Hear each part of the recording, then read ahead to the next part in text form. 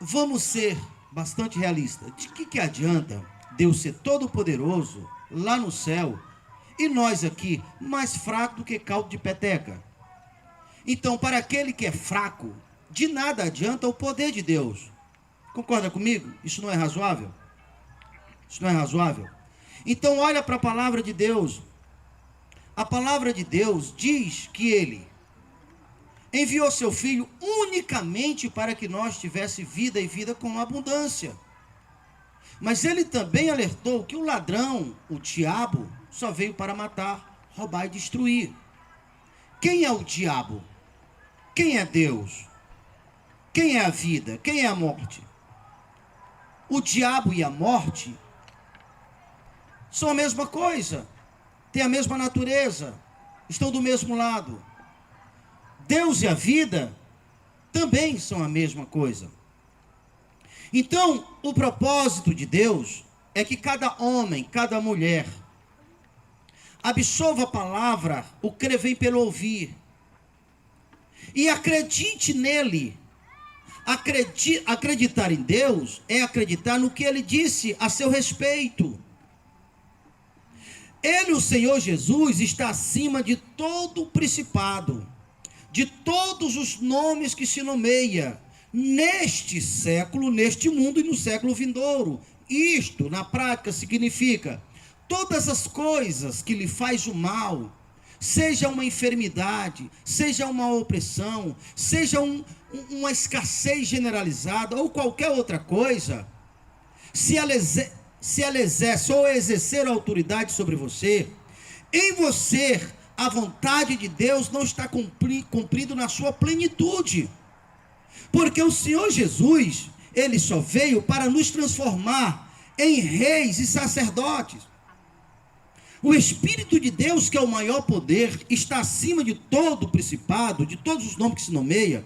Não é para que você possa olhar e dizer, olha como Deus é grande, olha como Deus é poderoso, também isto. Mas é para você acreditar nele e aceitar aquilo que ele fez por você e se posicionar. Porque fé é esta confiança em Deus. Fé não é um sentimento. Fé é uma confiança. Confiança em quê? Quem que eu sou? Aquilo que ele disse que eu sou. E o que é que ele disse que eu sou? Leia lá na primeira carta de João, capítulo 4, 17, parte B. Como ele é lá, nós seremos aqui neste mundo. Quem é que ele disse que eu sou? Leia lá nas cartas aos Hebreus, capítulo 2, verso 11.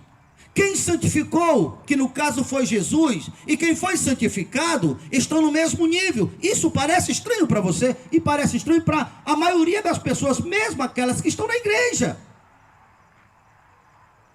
Então, o Senhor Jesus não quer que ninguém morra, não quer que ninguém pereça. Por isso Deus enviou seu Filho. Mas a maioria das pessoas não se posiciona, não acreditam, não entende. E não exerce essa autoridade. E cada pessoa que é fracassado, que morre, que agoniza, é sinônimo que a palavra de Deus daquela pessoa não é verdadeira. Ou seja, é desonra para Deus. Ou crê ou não crê. Ou é ou não é. Ou tem fé ou não tem fé.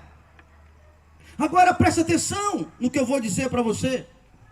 Quem sabe dentre vocês tem tantas pessoas com os corpos cheios de enfermidades, com a mente cheia de medo, com o espírito cheio de traumas, inseguranças. Pense comigo, vamos ser razoável. Olha a palavra de Deus dizendo, eis aí eu vos dei poder. Para quê? Para pisar serpente, escorpião, cobra venenosa e toda a força do mal, e nada absolutamente fará dano algum. Deu poder para quem? Para você. Para você fazer o quê? Exercer essa autoridade. Então, se isso é verdade, se você se posiciona, você vai fazer igual eu faço. Pastor, bispo, como é que o senhor faz? Quando uma enfermidade bate no meu corpo, eu digo, o corpo é meu e eu tenho a autoridade de Deus, eu vou mandar você sair. Por quê? Porque a palavra de Deus assegura que como ele é, eu serei também neste mundo. E ele, quando ele esteve neste mundo, ele exerceu autoridade sobre toda a força do mal. Se eu acredito em Deus, eu tenho que acreditar a partir daquilo que está escrito. E aquilo que está escrito é que ele, Jesus, me deu todo o Sob as obras que eu faço, vocês poderão fazer também. É assim que se serve a Deus. Não se serve a Deus dos movimentos apenas. É claro que quando uma pessoa está cheia do poder de Deus, da presença de Deus, entendendo a alegria de Deus, não tem como ele ficar quieto e não tem nada errado. Você pode até fazer cambalhota, mas servir a Deus não se restringe apenas essas coisas. A autoridade não tem nada a ver com gritar. Agora é claro que eu duvido se alguém está cheio de autoridade, se ele vai ser mansinho. Por exemplo, você vai se dirigir a um cachorro grande. Você vai falar, cachorro, sai daí, cachorro. Sim ou não? Você vai falar sério com a pessoa que está desacatando, você vai falar, ei, pode sair daí, viu? Pode ir embora, viu? Ninguém fala assim. É claro que a autoridade ela é proporcional, mas apenas zoada, grito não é sinônimo de autoridade. Autoridade é acreditar em Deus, é dizer mal em nome do Senhor Jesus. Na ausência dele eu governo, na ausência dele eu respondo, ainda mais do que se respeita à minha vida, ainda mais do que se respeita ao meu corpo, porque o Evangelho ele é o poder de Deus. Está na Bíblia aqui em Coríntios. Paulo, ele chega a dizer assim, eu dou graça a Deus a respeito de vocês. Eu quero ver isso, porque em tudo foste enriquecido nele, em toda palavra, em todo conhecimento, assim como o testemunho de Cristo se confirmou em vós, de maneira que não vos falte habilidade ou dom algum, aguardando a revelação do nosso Senhor Jesus Cristo, o qual também nos confirmará até o fim. Ou seja, Deus já nos enriqueceu em Cristo com toda habilidade, com toda capacidade. Isso aqui é para nós acreditarmos, é para nós exercermos. Presta atenção aqui. Em Marcos capítulo 11, verso 22, onde o Senhor Jesus expulsou demônio. Expulsar demônio é expulsar opressão, expulsar demônio é expulsar câncer, expulsar demônio é expulsar Covid-19, expulsar demônio é expulsar tudo aquilo que vem contrariando a vontade dele. Qual é a vontade dele? Que eu tenha vida.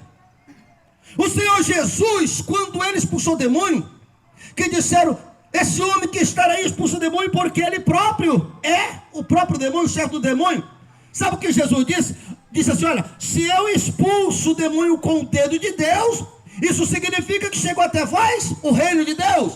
Eu vou explicar por que Jesus disse expulsar demônio com o dedo de Deus. Porque quando Deus abriu o mar através de Moisés, está escrito que Deus abriu o mar com o seu dedo. Por isso que Jesus usou agora, presta atenção o que isso significa. Jesus estava dizendo assim, se o mal que era maior, que dominava, aí chegou alguém superior, então isso significa dizer que o reino de Deus chegou até vós. Na praticidade quando você entende, inclusive aqui em Marcos capítulo 22, onde eu citei, está escrito, se o valente guardar armado a casa, em segurança está todos no interior da casa. Se eu creio no Espírito, se eu creio em Deus, se eu coloco Deus no meu coração, eu que sou casa e morada do Espírito Santo, sabe o que acontece na prática, meus amados irmãos? Se você acredita em Deus, deixa eu olhar bem aqui nos teus olhos, para você colocar em prática. Se é Deus de fato que está no teu coração, e o teu entendimento reconhece, você assume a aceita.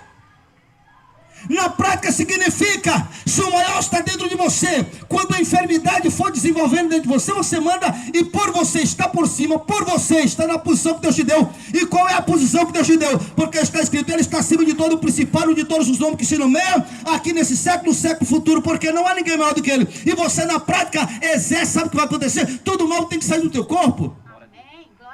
Então aí você está no lugar certo, você está na posição de rei. Experimente isto. Aí você vai entender o que significa servir a Deus. É exercer a autoridade. É colocar em prática o que ele disse. Você não sabia, mas como rei, o exercício de um rei é exatamente mandar, ordenar. Não está relacionado a pessoas, mas toda a força do mal é sujeita àqueles que crerem. Amém.